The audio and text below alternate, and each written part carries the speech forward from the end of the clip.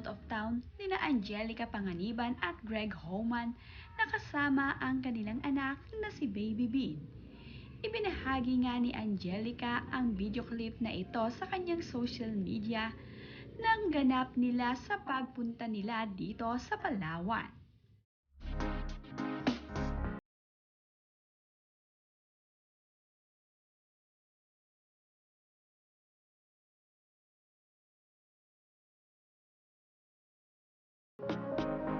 Habang nag-aantay naman sa kanilang sasakyang eroplano itong sina Angelica Panganiban at Greg Homan, ay inaliw nga ni Greg Homan ang kanilang anak na si Baby Bean at nilaro-laro ito upang ito ay hindi mainip sa kanilang gagawing biyahe.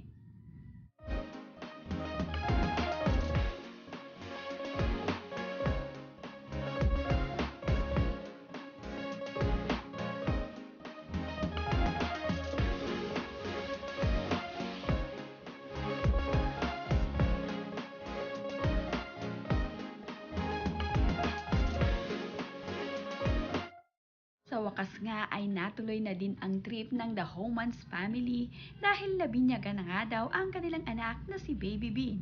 Ito daw kasi ang gusto ng mga lola, na bago nga daw magala itong si Baby Bean ay kailangan muna nila itong pabinyagan. Tradisyon na kasi ng mga may edad na kailangan nga ay nabinyagan na ang baby bago ito nila igala.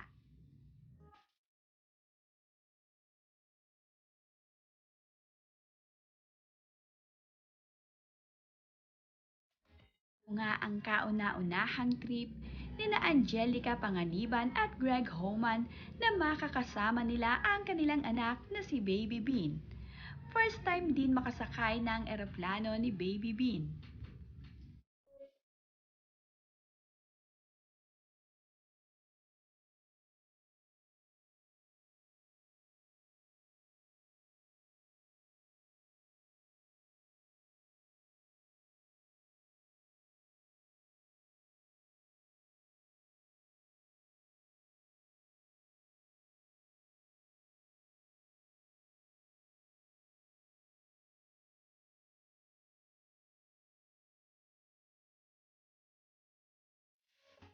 At dahil ito nga ang first time ni na Angelica Panganiban at Greg Homan na makakasama ang kanilang anak dito sa kanilang trip sa Palawan, ay susulitin nga daw nila ito.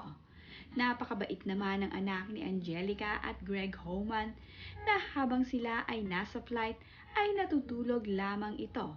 Kaya naman hindi nahirapan itong si Angelica Panganiban at Greg Homan sa kanilang anak habang sila ay nagbabiyahe.